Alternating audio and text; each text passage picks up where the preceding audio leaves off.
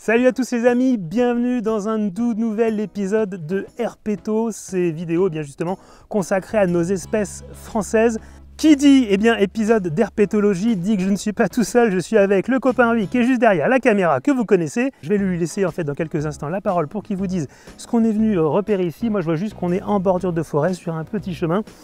Donc il va vous expliquer quel genre d'animal est-ce qu'on est venu observer, ou tout du moins tenter d'observer. Avant toute chose, et avant qu'on démarre, si jamais ça vous plaît et si jamais ces aventures Herpeto, vous les aimez, eh bien je vous conseille de vous abonner. Vous savez comment ça se passe, vous appuyez, vous cliquez sur le petit bouton qui est juste en bas, vous activez la petite cloche ding dong, et comme ça, eh bien, vous êtes prévenu dès qu'il y a des nouvelles notifications, des nouvelles vidéos sur la chaîne. Sans plus tarder, je laisse la parole à Rui qui vous explique tout ça, et on se retrouve juste après, en pleine action j'espère. Salut Clément, alors comme promis, aujourd'hui je t'emmène voir les vipères Aspis zinnikeri, la sous-espèce des Pyrénées. Cool. Donc on y va, non? Eh bien on est parti mon grand, je te suis.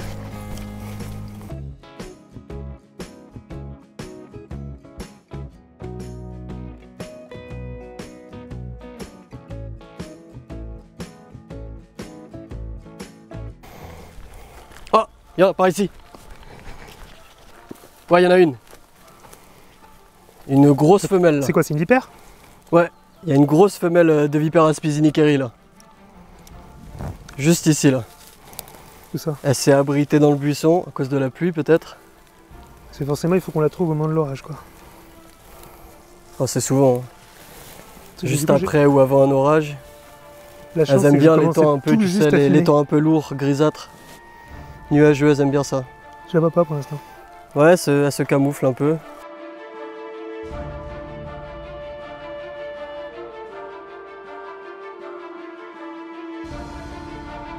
Alors moi je la vois toujours pas pour être franc avec toi. Tu vas la voir, t'en fais pas. J'essaye de pas trop la brusquer là parce qu'il y a la pluie. Et je pense qu'elle l'a compris. Mais c'est une superbe femelle. Passe-moi la caméra, je vais te la montrer.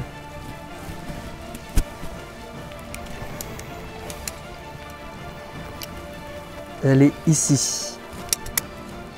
Une superbe femelle. Bien marquée, bien contrastée. Elle est superbe. Et elle est très timide, hein, dû à sa grossesse évidemment. Alors ce qui est dingue, c'est qu'en fait, on est juste à côté et je la vois toujours pas quoi. C'est-à-dire que tu vois, je suis... C'est très discret en fait quoi. Hein. Bah, ça se protège énormément, ouais. C'est très vulnérable, encore plus pendant une période comme ça où elles sont pleines. Elles vont être beaucoup plus lentes, elles vont être beaucoup plus vulnérables. N'importe quel prédateur peut l'attraper, elle filera moins vite. Elle aura que son venin pour se défendre.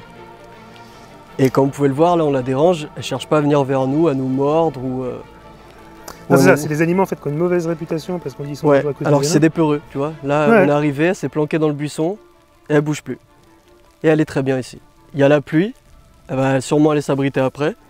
Ouais, disons que là on va la déranger. Elle n'a pas bougé d'un poil à partir du moment où je l'ai vue serpenter. Je pense qu'elle était sur la route parce qu'il y a eu du soleil il n'y a pas longtemps. La route a eu le temps de chauffer. Ouais.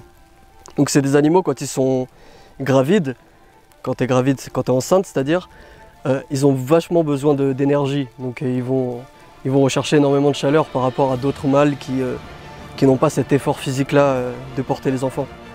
Du coup, elle va avoir besoin d'énormément d'énergie et c'est sûrement pour ça qu'elle est en train de s'exposer, alors que les autres serpents non.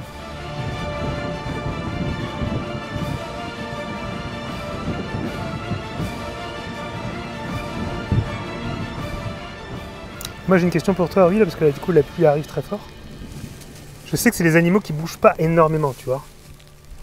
Tu crois qu'on a des chances de la recroiser dans le coin, entre guillemets, si on repasse quand elles ont des territoires de quelques mètres carrés. En général, on dit 2 mètres carrés, ça va jusqu'à 6.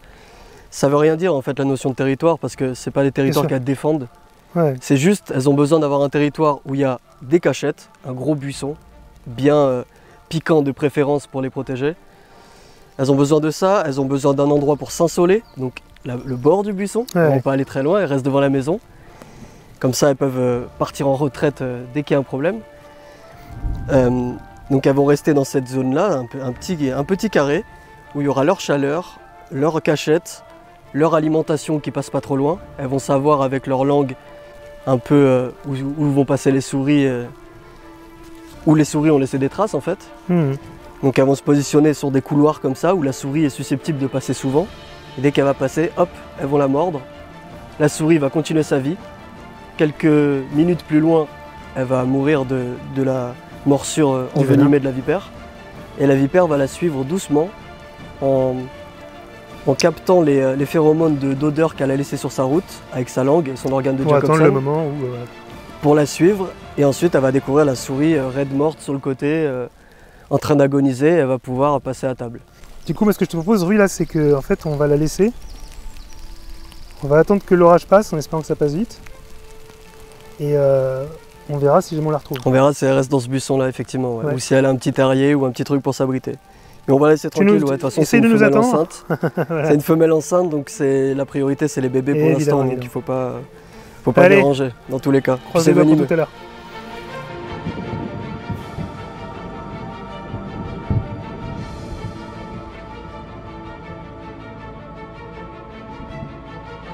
Bon, j'espère que les micros n'ont pas trop pris l'eau avec toute la pluie qu'on s'est tapé là. Ouais, très clairement, j'espère aussi.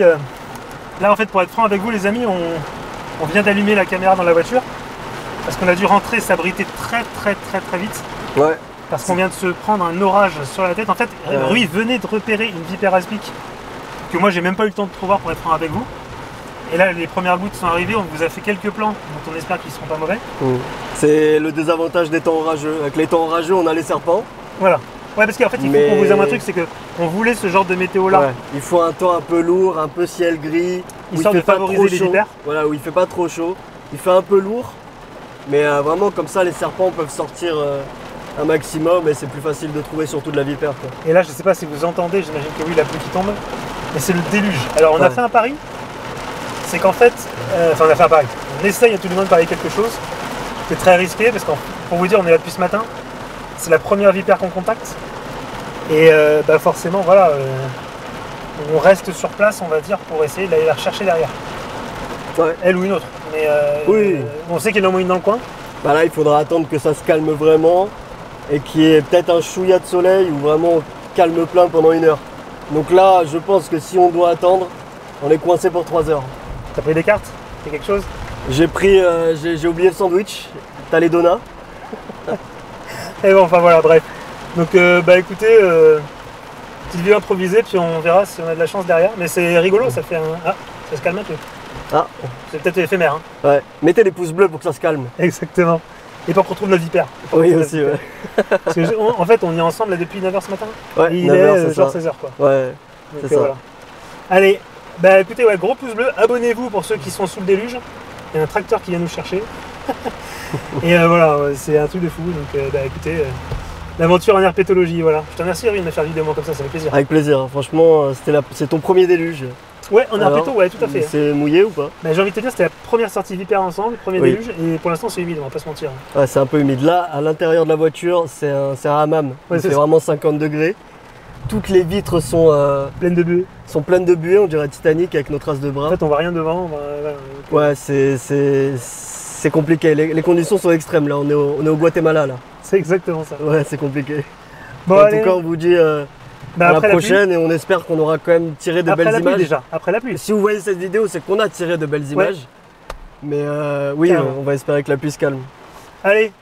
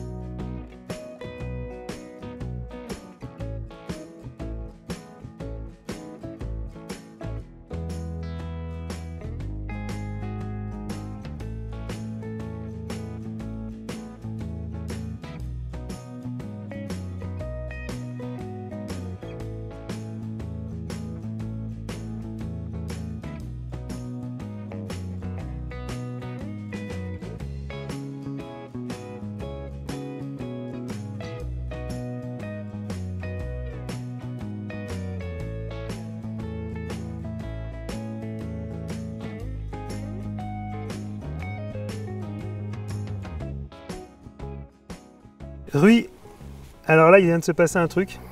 Bah, c'est fou, hein. C'est inespéré. Ouais, on était dans la voiture tout à l'heure, on n'osait pas le rêver. C'est-à-dire qu'en gros, tout à l'heure, on va rappeler, hein, donc orage, pluie battante. C'est ça. On a dû laisser sur la route une vipère qu'on avait contactée, mais juste quelques secondes. Une belle femelle, ouais. Et là, tu viens de me dire un truc, parce que donc on est retourné sur les lieux, ça fait déjà un petit bout de temps là qu'on fouille, on va dire, le coin. Et là, tu viens de me dire que... Je viens de la retrouver dans le buisson, là, à quelques mètres de l'autre. Elle a dû aller là et s'insoler un peu juste après le soleil qui est arrivé. T'es sûr que c'est elle ou pas? Franchement, on va regarder sur les rushs, pour être certain.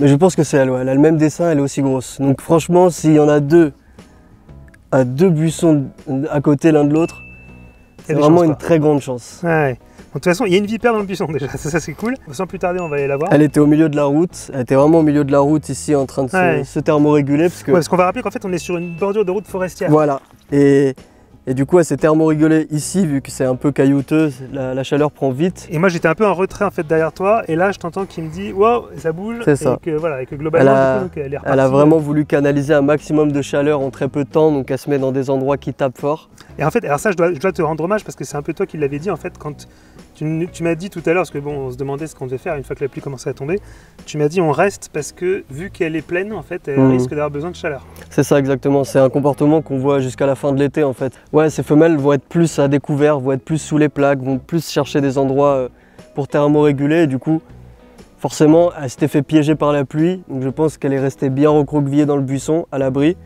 Heureusement il n'y a pas eu de grêle. Et je pense qu'on a attendu un bon petit moment que le sol chauffe bien en restant dans la voiture. Je pense que ça lui a suffi à faire sa petite maraude et revenir se poser un peu plus loin.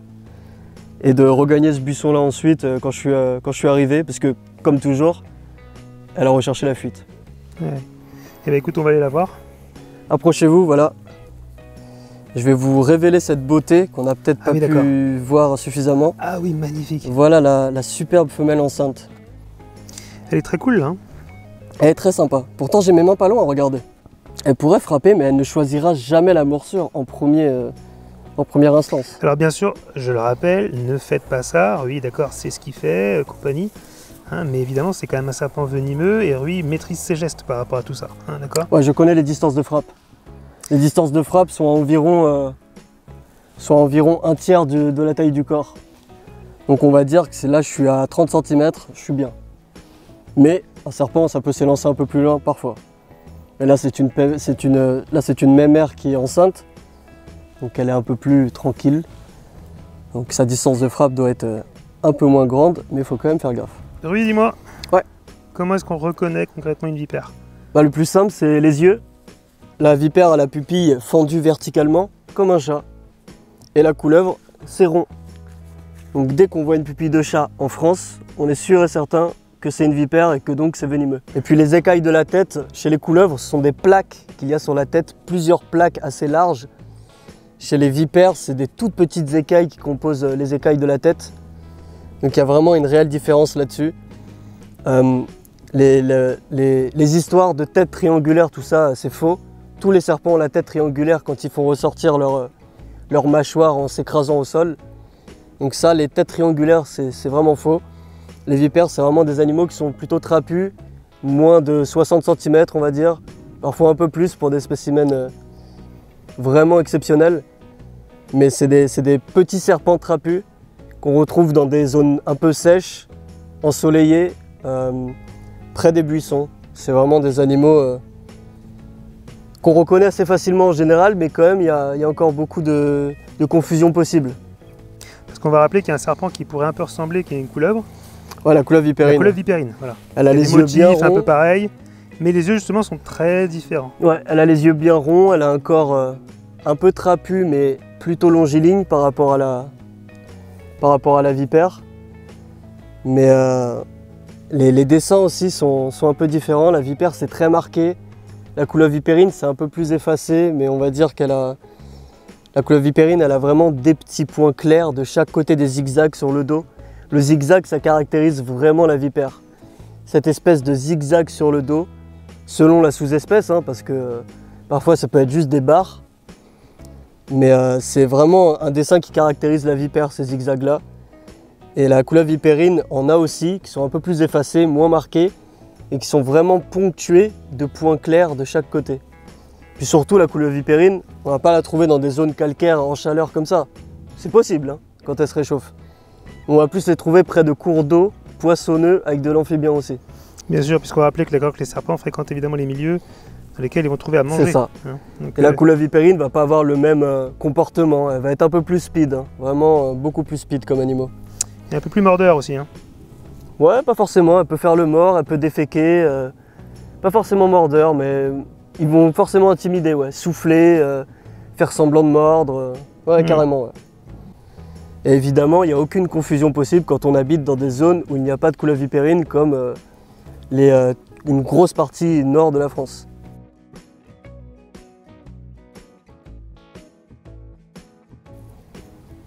Magnifique en tout cas. Ouais, elle est superbe.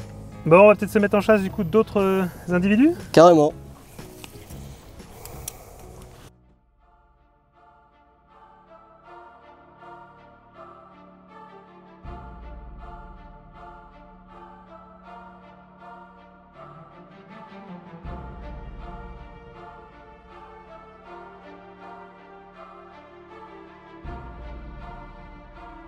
Bah pour moi c'est elle, ouais. Elle a le même dessin sur le dos, elle est aussi grosse. Faudrait vérifier avec les rushs, on le verra au moment de la vidéo. Mais pour moi il s'agit de la même femelle, ouais. On voit bien à quel point elle cherche la fuite déjà. Et on voit bien à quel point elle est calme surtout, quoi. Vraiment des animaux très calmes, et là même quand je marche à côté, elle va se recroqueviller, voilà. On l'a vu, elle s'est recroquevillée. Mais elle va pas chercher à venir sur mes pieds, me mordre ou quoi que ce soit. Voilà, elle tourne, elle change de chemin. Il n'y a pas besoin de taper fort des pieds. Certes, ça peut éviter les rencontres malencontreuses en marchant sur les serpents. Mais normalement, il n'y a pas besoin. Juste le fait de marcher, vous pouvez être certain qu'il n'y aura pas de problème. Et donc voilà, donc là on va rappeler qu'on est en milieu un peu forestier en fait. Ouais, on est en lisière de forêt, dans un endroit un peu pauvre, où il y a un peu de buissons, de hautes herbes, de l'ajonc, c'est des landes. Et c'est des endroits qu'ils affectionnent parce que c'est des endroits secs, un peu caillouteux, calcaires.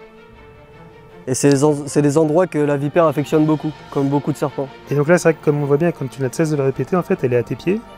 Ouais. Vous vous observez mutuellement. C'est ça. Elle est méfiante. Mais il n'y a pas d'agressivité. Et pourtant, elle est, comme tu le dis, en plus, elle est pleine. C'est-à-dire qu'elle aurait toutes les raisons en fait, de vouloir... de devoir être agressive si jamais c'était le cas. Quoi. Elle est vraiment magnifique. Hein. Elle est superbe. Ouais. Et vraiment, elle cherche jamais la confrontation. Ce pas des serpents qui vont chercher à mordre. Ils sont certes venimeux, mais ce pas des tueurs d'hommes. Ouais, c'est pas du tout le cas. Il y a très peu d'accidents en France. Je crois qu'il y a un mort tous les 3 ans et encore. C'est très rare. C'est pas des animaux qui sont là pour tuer, ils sont juste là pour être tranquilles. Et il faudrait vraiment que je l'embête pour qu'elle veuille mordre en fait. Tout ce qu'elle fait là, c'est de l'intimidation. Elle souffle, elle se gonfle. Tu l'entends la souffler? Ouais, elle souffle, ouais. À quelques mètres là où je suis, elle souffle bien, ouais. Évidemment, ne les manipulez pas. Si vous en avez dans le jardin, prenez un balai, un râteau, n'importe quoi et poussez-les ou soulevez-les de loin et déplacez-les. Mais n'y touchez pas à main nue, ça ne sert à rien. C'est prendre des risques pour rien.